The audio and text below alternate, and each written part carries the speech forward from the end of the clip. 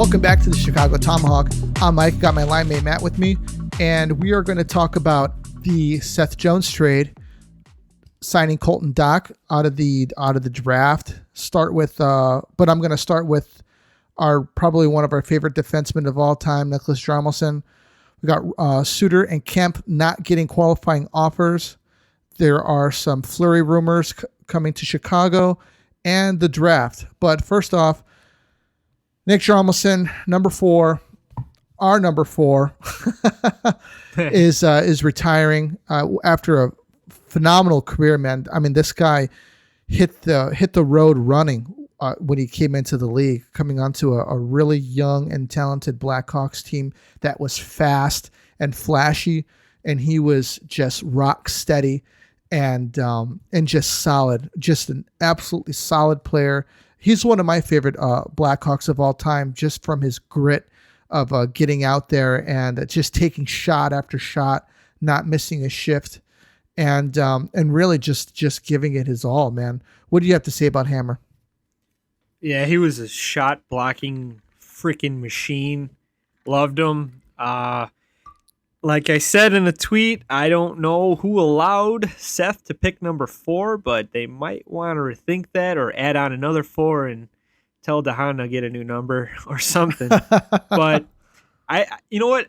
I had a great memory of Hammer, and it was against the Red Wings in, I think it was 2013, in that he scored a goal and it didn't count. Do you remember that?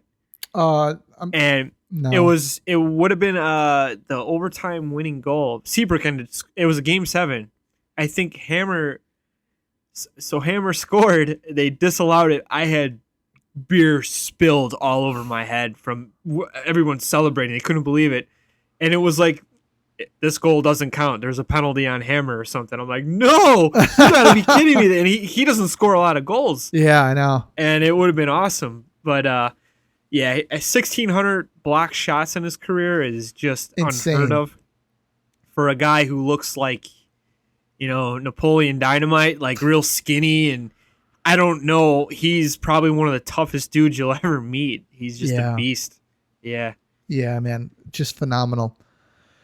Well, before we get into it, we want to let you guys know, check out FHN, the Faceoff Hockey Network. They're our network. We are the Chicago Tomahawk podcast on their network. And they're great, man. We have articles on there. We have hockey news on there. We're getting more and more teams by the week. So stop by and check them out and let us know what you think. Let them know what you think. Pair at the Point, Kachina Krew, newest podcast on there. It's great. Got a lot of stuff going on. So the elephant in the room, what everyone is talking about, Seth Jones, before he got traded, before we got him, with the rumors, you called it back in January. We were talking about it. We wanted him, and now he's a member of the Blackhawks. We gave up Adam Boqvist and 3 draft picks. Now, we're going to need to dive into this because at face value, in a normal draft, there is extensive scouting that is done on the players so that you know exactly who you're getting. Every team knows who they're getting. This year, because of COVID, there wasn't the due diligence done by teams. They weren't able to scout like they typically can, and that wasn't done. So this draft really is kind of up in the air. They probably threw with the third Hughes brother in the top 10 just to do it because, the other Quinn Hughes and Jack Hughes are such great players. He's a big kid. I think he's like 6'2" or 6'4". Definitely bigger than Jack. Yeah, Jack. Saw that video of them Jack and flopping Quinn. Around. Isn't Quinn's a little guy too? Quinn's a beast, man. He's great. Great player. No, I mean he's a great player. Yeah, but he's definitely the best one. Yeah, so far. Well, at least so from what we've seen. Yeah, but yes. So we send Adam Boqvist over to the Columbus Blue Jackets. I mean, to be honest with you, we practically got Seth Jones for a steal. Because they were asking for DeBrincat and Dach in the package, and then it went to either DeBrincat or Dach, and then it ended up just being Boquist. Thank goodness. I was not big on Boquist. I thought that he was slow. He was very indecisive with the puck, and he was very undersized.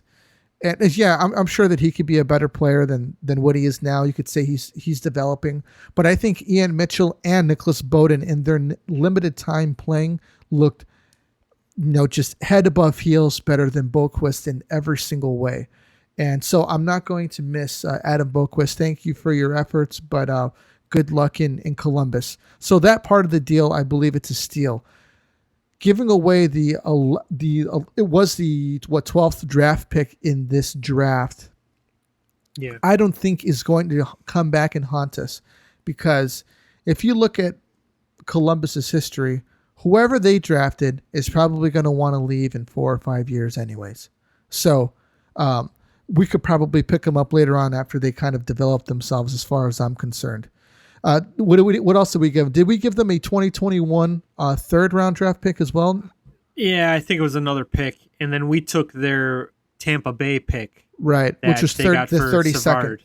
Yeah, the 32nd. Okay, and then with that pick, we got Nolan Allen. Yes, I wanted to say Nolan Ryan. No, yeah, fastball guy. Yeah, but no, I agree with you on all that. Like with this draft, there's too many unknowns because you couldn't go and scout guys. I mean, there was no some guys didn't even play here. They played in Europe or whatever, and you don't know what you're getting. So I think Bowman trading these picks, they're all unknowns. That's the time to trade. Like if we knew we had a list of 10 really solid future really good players, maybe we wouldn't be trading Seth Jones right now.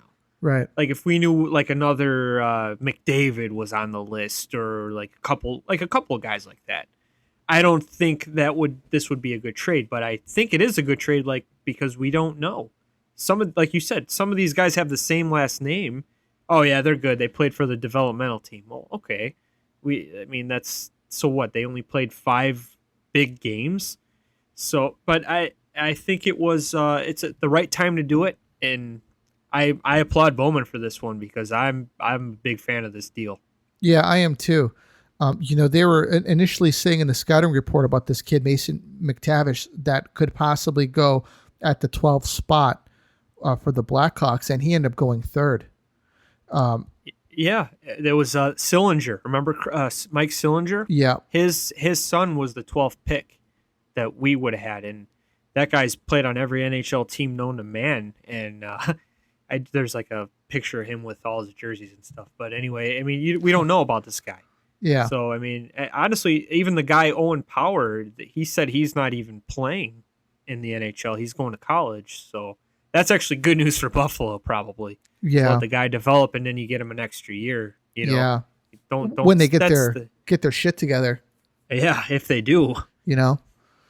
But also, diving in a little bit more, Seth Jones in every way is a better hockey player than Adam Boquist. We're going to get more from him than what we were getting. Now, it kind of alludes back to the, Dougie Hamilton conversation where, people think that we need this puck-moving defenseman. And to a degree, yeah, I think every team does need a puck-moving defenseman. But, we have a surplus of them, of guys who can carry the puck. Seth Jones, yeah, he can carry the puck. He does have some offensive upside. Look at his highlights. But most importantly, he can defend incredibly well. And that's exactly what we need. Guys who can defend well, make responsible decisions defensively. And to be honest with you, man, Duncan Keith was leading this defensive core for the past few years. And yes, he is definitely a Hall of Famer. But Duncan Keith is not a defensive-oriented defenseman. He's an offensive-oriented defenseman. So you have this guy who is an offensive-oriented defenseman leading rookies on how to play defense, and that it's going to, I'm not going to say lead them the wrong way, but that's not the type of possibly the development that they need, especially on a team that is lacking in their defensive game. Yeah, you don't want to be outshot, 50 to 30 every game. Now we have a guy that can play the shutdown game. And like Brad Marchand said, look up a video of him. Seth Jones is one of the toughest defensemen to play against. He's so tall. He's got long reach, and he'll make it tough for these skilled guys to get around him. Yeah. And I think looking at our team, our defense, we got some small guys. Mitchell's not a big guy. We had 5'11". Bodquist. Was very small, and we got some size with Stillman and Kalynuk, which is good. And I think them getting a full season, it's going to be great. I really like our defense just by getting Jones, and even Jones's brother. He's got some promise, and he has more games than some of our current defensive guys. Yeah, I think he's got 100 games played.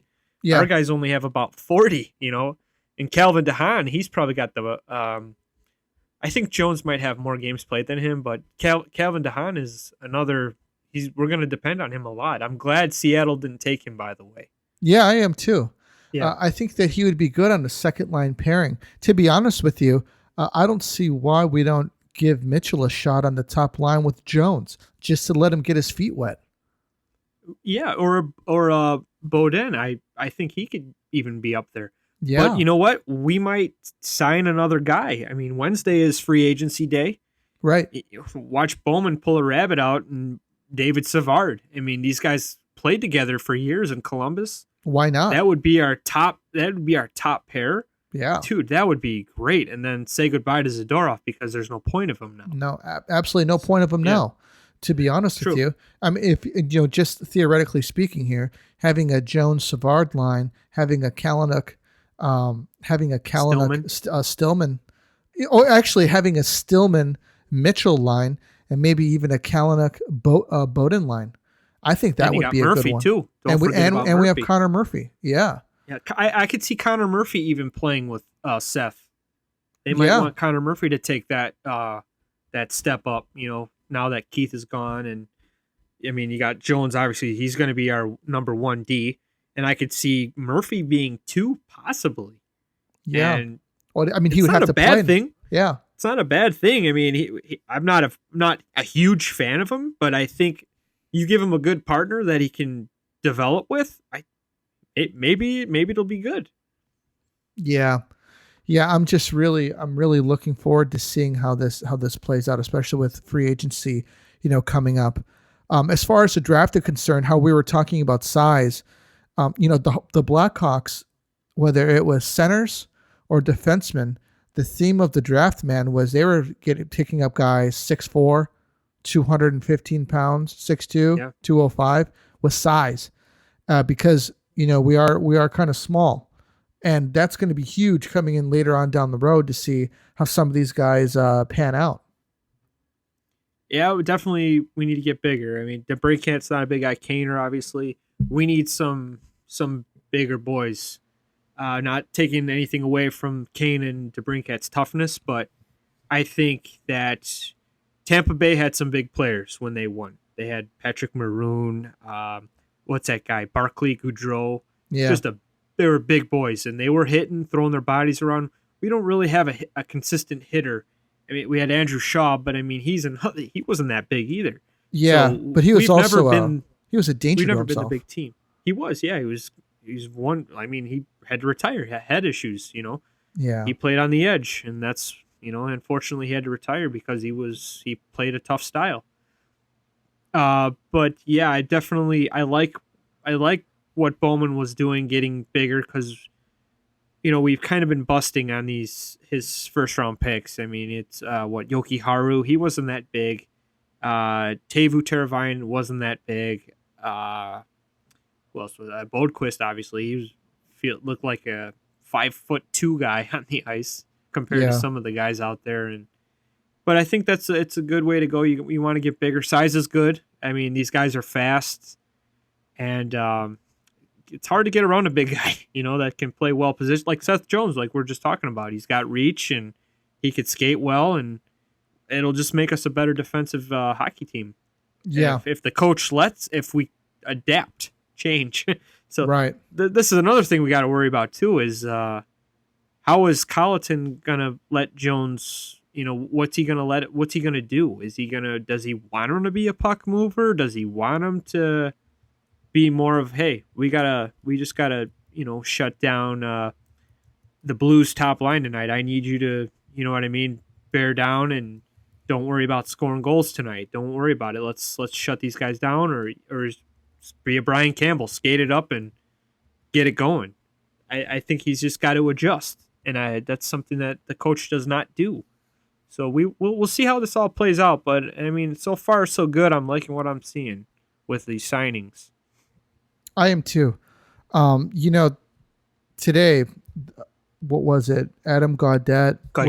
Yeah, he was signed. He got a 1 year, $990K deal, and but Kampf and Suter were not extended qualifying offers. Zadorov was. How much do you think? How much do you think he would be worth? 3? I would think that maybe they send him a qualifying offer of 3 to 3.5 million. That's still too high, but Colorado set the bar by giving him that in the first place. Yeah. So, yeah, I mean, he can go to arbitration, right? If he doesn't sign. I believe the reason that they, or who was it? I think the reason that they sent a qualifying offer is so that they couldn't go to arbitration. No, they do the qualifying offer so they can't become a UFA. Right. Remember that whole year with Versteeg? Yeah. With Dale Talon, they didn't file paperwork or something. Right. And Bufflin was part of that too. Bufflin, Brower, and Versteeg. Right. So, I mean, they maxed out on, they got what they wanted instead of getting what we qualified them for. So, right. Dale got fired for that. I truly believe he got into an argument with McDonough about it. McDonough was probably like, "Oh, I love Wrigley Field. I'm a Cubs guy." So they had to fire him. But getting off track there. But yeah, I think that's the qualifying offer thing that if you don't, they're like now Suter and Kampf are UFAs now, I believe. So they can go wherever they want. So okay, maybe it's the other way around. If you don't get a qualifying offer, then you can't go to arbitration. I think if they don't accept the offer, they go to an arbitrator. I'm not 100% sure about that, but because I think he's got till December 1st to sign a deal, or he sits out the rest of the year. He can be traded his rights, but he needs a contract. So that's the RFA thing, or he could be he can get an offer from a team, the offer sheets. Right. I don't think he's good enough to get one of those. I mean, he's not like a Shea Weber, where Philly's going to say, "Hey, we want $10 million a year. We want you to." Of course, Shea Weber signed that deal, and the Predators had no choice. They had to match it. That's their number one defenseman. Who wouldn't, Yeah, and the Canadians ended up taking that contract, and they were very happy with Shea Weber. And they traded, I think it was PK, right? Yeah, PK straight up. Suter straight up, and PK's kind of been flopped all over the place. They thought he was going to end up in Seattle, and Seattle didn't even want him. That just says, "Ooh, okay." So yeah. So Suter, I really like Suter, man. I thought he showed a lot of promise. I thought he was a very talented center. I think that he's got a lot of potential, and I'd really like to see them still. I know they didn't send him a qualifying offer, but maybe there's another deal to be had. And the same thing with Kampf. I think Kampf has really developed into that kind of more of a shutdown fourth line role type of player. Most impressively he was our best faceoff man last year, and that's what we need, are centers who can win faceoffs. And and I'd like to see him. I'd like to see him come back too. But hopefully, that all gets worked out. But I think with Suter, man, you know what that says? What? That Taves will be back. And where are you going to put Suter? You got Dach, you got Taves, 1, Dach 2, 3, Strome. If no way. Trade him, I would still have him. I would sit him. I would trade him. I think Suter's a better player. He is a better player, but I think not. They have Strome with 1 year left, and they can't agree with money probably with Suter. And Suter's going to end up somewhere and play. He's good. But like I said in a tweet, I think and he had his best games against Detroit, and we know Detroit's not that great. He might have had 6 goals against Detroit alone. So, and we played him 6 times. Yeah. So, I mean, he's a good player, but obviously there's a reason why they didn't qualify him. I think that's because there's nowhere for him to go.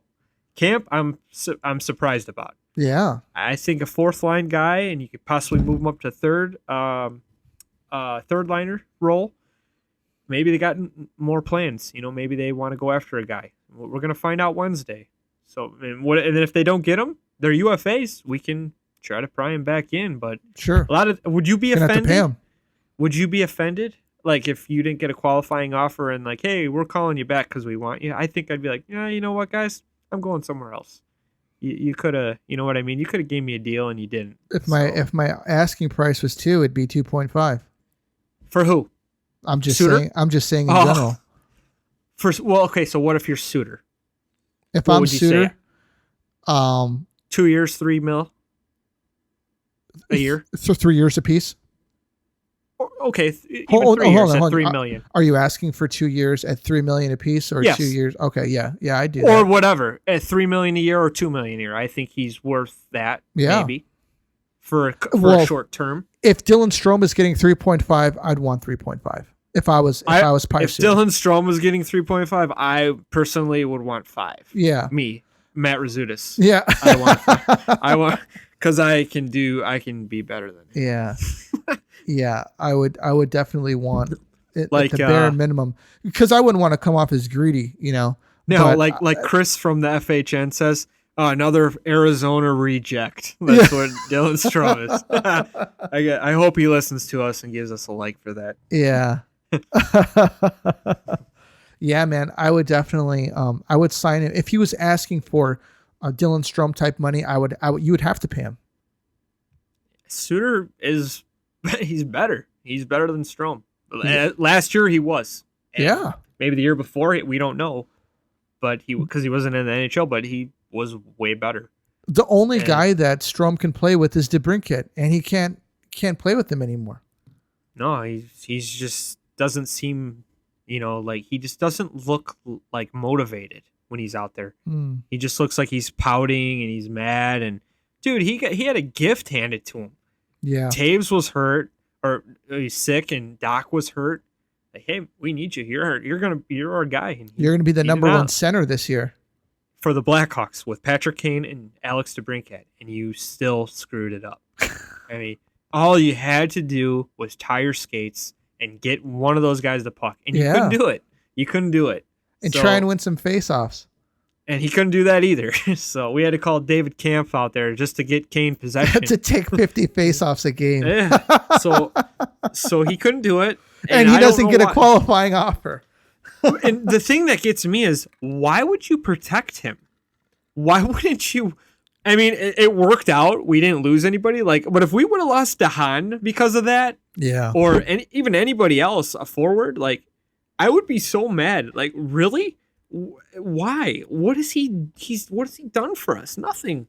He hasn't. He didn't score any big goals. Yeah. To me, he didn't. I mean, he's very streaky. He'd score 1 goal, then go 5 without a shot, and then he'd get 2 goals, and everybody's back on the Dylan Strome train. Oh, this kid's so great. Eddie Olczyk. He's so great. No, he's not. He's terrible. Yeah, I disagree with that completely. I disagree with a lot what Eddie Olczyk says. I'm not taking anything away from the guy. He is a hockey encyclopedia, it seems like. He is. He's great. But there's some stuff he says that I don't agree with because it's just the popular thing to say, when you're on the media. Yeah, there's things that he says sometimes where I think that lead me to believe that he would be a terrible GM. Yeah, I mean, I know you don't like Pierre Maguire, but dude, that guy is another hockey encyclopedia. He'll tell you what college or high school. Oh, he'll tell you every teacher player was. Every player that ever played for Shattuck St. Mary's.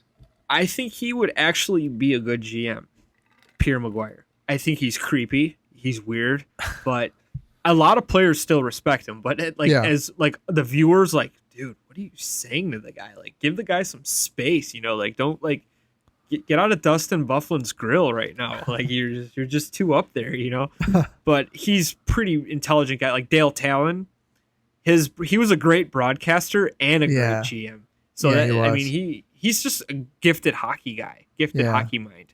Olczyk is too, but like I was saying, he's just it's just the easy positive answer. I'm not going to go against anything because I'm getting a check from these guys. But look at Pat Foley. He speaks the truth. This is his last year now. Yeah. So I don't think Pat Foley wanted to leave, but this is it for him. Yeah. So I hope they have a good season for him alone. He's a little goofy. He's a little goofy as he's getting older, but he's still the voice of the Hawks. He'll always be the voice of the Hawks for me. I love him, man. I mean, he's all that I've ever known watching the Blackhawks, Yeah, same here. So the Hawks' second round pick is Colton Dach. Yes, the younger brother of Kirby Dach. And it could be said that maybe because he's his brother, they drafted him, but Colton is actually very good defensively. They say that he's very good at the faceoff dot, but his skating needs a little work, which is something that he can work on. And he likes to shoot the puck. So and he likes to cause havoc in front of the net as well. And these are all things that we need from a center, to be honest with you. I say give this guy a couple years to develop and then bring him up and see what he can do on the third line role. Just standing in front of the net, maybe some PK time, and see how it goes. What would we have to lose? Yeah, nothing, man. Let him develop. Don't rush him. Like I feel like we kind of rushed Kirby a little bit, but we were desperate. We needed help. We were losing guys to trades and free agency. But yeah, I'd like to see him develop. I think he's playing on the Blades. Is it? I'm sure he'll go back there and probably maybe 2 years give him, and maybe throw him down in Rockford, see what he can do in a full AHL season. Kind of just get him ready for the jump. But yeah, I like that. I thought it was cool, the video of him and Kirby going nuts about it. That's just awesome. It's cool to getting the brothers together, like the Hughes brothers and was it New Jersey? It was a cool little video. I like, and then obviously the Jones. We got the Joneses, and then we got the Dachs. Right. So right. Yeah. Well, cool, man. That's really all that I got for today, man. What about you? Well, I got one thing for the Chicago Brush Lion, one of our loyal followers. I think he's against the long-term extension that Seth Jones signed. Seth signed an 8-year deal at $9.5 a year. Right. I said I disagreed with him. I like the deal only because Kane and Taves are going to be off the books in 22-23 season. I don't think they're going to be making 10.5 again. I think it's going to drop down. What do you think? Probably 7 to 8. Yeah. Maybe like a short-term 2-year deal for both of them. I could see them again signing identical deals. Right. If, God forbid, Taves is still, if he's healthy. And then that would make Seth our highest paid player. And I think Seth is going to be the face of our franchise when those guys they're done. Yeah. And there's nothing wrong with that. I think he's very capable of taking that torch from Kane and Taves. Yeah, I like the deal, man. We get 1 year at $5 million, and then after that, bonus. So it doesn't even that 9.5 doesn't even hit until the 22-23 season.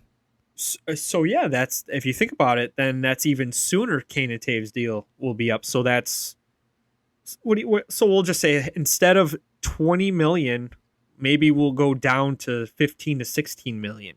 With just Kane and Taves, which is huge. And I think that the salary cap might go up because ESPN is going to give us more viewership, TBS or Turner Sports, whatever. Yeah. I think that's also going to help, and the cap's going to go up. And let's not forget, I mean, 9.5 he's not even the highest paid defenseman. I think he's top 5 now, maybe. Drew Doughty's making like, I think 11.5 a year. And how old is Drew Doughty? Yeah. He's like, what, Seth 33? is 26 years old. This isn't like we signed Seth to an 8-year deal at 30 years old. Right. Where he's got to end at 38, where he's probably done by 36. Right. I think he'll play out the contract if he doesn't want to get traded in the future. Yeah. But I'm super pumped with this deal. I don't care about the cap space right now. Like I said in another tweet, I want my GM to spend to the cap, maybe little 2 to 3 million for trades, upgrades. Oh, look at the last teams that win the cup. Look at Tampa was 17 million over the cap in the playoffs. That you spend to the cap, you win. You gotta. Yeah. You got to spend the money to win. If you're like the Coyotes, barely over the basement, look, you're going to finish last every year. Yeah. So I want my GM to be aggressive. Like, look at the years we won, we were up against the cap, 100,000s. Like, that's how close it was. We had to make it work, and we did it. So I think we're at 15 million still with cap space. There's nothing wrong with that at all. I say spend up to we're maybe 4 to 5 and keep a little space open for a trade or an injury happens. We got to sign another guy. But I'm loving this deal. I mean, he's not Erik Karlsson. I think Karlsson's making $13 million a year to be minus 50. Yeah. Get you 30 assists and maybe 5 goals. And that team sucks. Yeah. So this is going to be good. He's younger. I think I will say it. I think Seth Jones is better than Erik Karlsson. Yeah. I mean, when Erik Karlsson was on the Senators, he was putting up points, a lot of points, but he was a minus player. Yeah. That's not what you want to be as a defenseman. I know Seth Jones had a rough year last year. That team was screwed the minute that whole trade dilemma crap was going on with Patrick Laine in Winnipeg and what's his name? Pierre Dubois. I want out. Your top center wants out. So that's became a circus. And Nick Foligno, great player. He was so frustrated by all the questions. He's like, I'm here to play hockey. I'm not answering questions about it. And it got to him. You could tell it got to the team. It pretty much wrecked the team. It threw Torts out. I think they were just, they're done with all the crap. But now he's on a team. He's got Patrick Kane. He's got Taves. He's got DeBrincat. He's got Kirby Dach. The future's bright. We got older guys that are great. And we've got younger guys that could potentially be great. And he is going to be he's the next face of our franchise, and I'm pumped about it. I think it's going to be awesome. Like you said, December we both heard rumors like he's not going to be re-signing, and we should go after this guy. And when it happened, I was so freaking happy, sitting on my chair. I'm like, yes, and I was excited for once. The last 2-3 years we haven't done anything. We've lost players to retirement or trades, and this is good news. So I think a lot of these guys that are against this whole contract need to calm down. We have cap space where it's not 2010. We're not going to be losing anybody because of this. We got better. Chill out. We had a ton of cap space to spend. Yeah. We could spend it on a goalie. Even signing him, I think we're more at like 21 million in cap space. We could be. I mean, we're going to lose a little cap space with these qualifying offers, probably. Yeah. But I mean, if we sign another center, which we have to, I think, and a backup goalie, I'd like to see Antti Ranta. And we forgot to talk about the Fleury rumors, which are just rumors. But you know what? Fleury has 1 year left in his deal, $6 million. I'm completely okay with that. He won the Vezina last year. I know it's a different team in front of him, but I mean, I think he's the type of guy that would help Lankinen be a better pro. I mean, I think Fleury made Leonard a better goalie. Sitting watching a Hall of Famer play in front of you like that, you're only going to get better watching and working with this guy at practice, just seeing what he does every day. I think that's the exact type of goalie I would want if I were Lankinen in front of me to show me the right way, not Subban. Because he's not going to be a starter in this league ever. I don't think. Nothing against the guy. He works hard. I'm sure he's a great guy, but it's not going to happen. Yeah, I don't see that happening either. I might be more inclined to take maybe like David Savard and then maybe an Antti Ranta, like you know, Yeah, you mentioned I like Ranta. Ranta. You know, I would take that. I think Ranta is great. He just can't play every night. You know, Yeah, and that's fine. That's nothing wrong with that Right. because we have Lankinen. right? And I see a lot. I see a good future with Lankinen. I like the first couple games he played. I was so impressed by his movement and his speed, and I didn't know Composure. I think you were the only guy you had a better scouting report than me, and I've been a goalie my whole life, and I love goaltending, and I didn't know anything about the guy. And I'm like, just another Finn that they are probably going to bust. And I was like, wow, he was making some big saves his first game, and he didn't even look like no butterflies or nothing. He looked like he's been a pro for years. Yeah. I remember reading the scouting report on him, and I was like, man, this guy.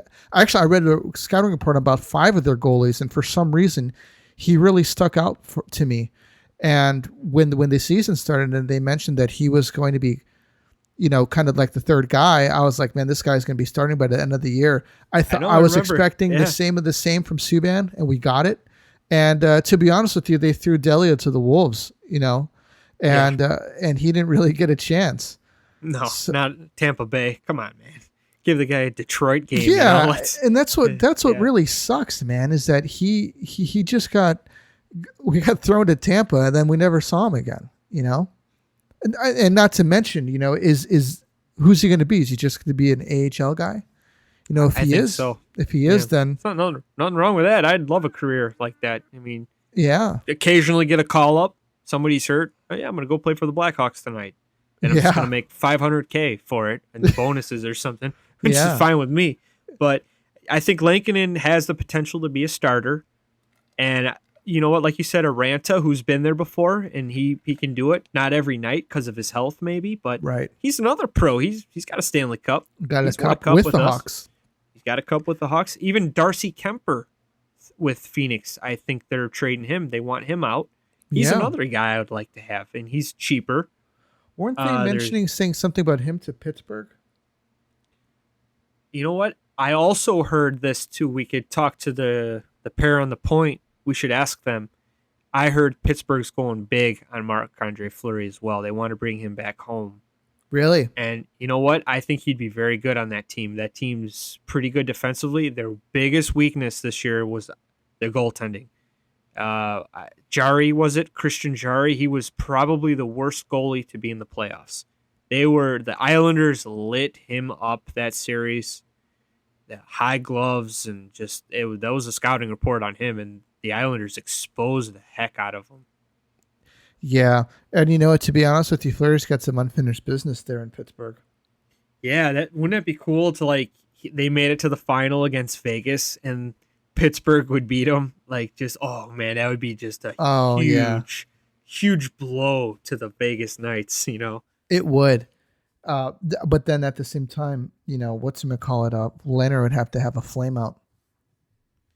Yeah, and Leonard, another good goalie, which I wish we would have kept him because he's a solid number one now, and we lost our number one with Crawford retiring, and Bowman didn't want to resign him to the money, and I think he's only making $5 million a year. Yeah, I think it's 5.5, but yeah, you're right, dude. That's so nothing. Cheap for a goalie. Carey Price is making 10. Yeah.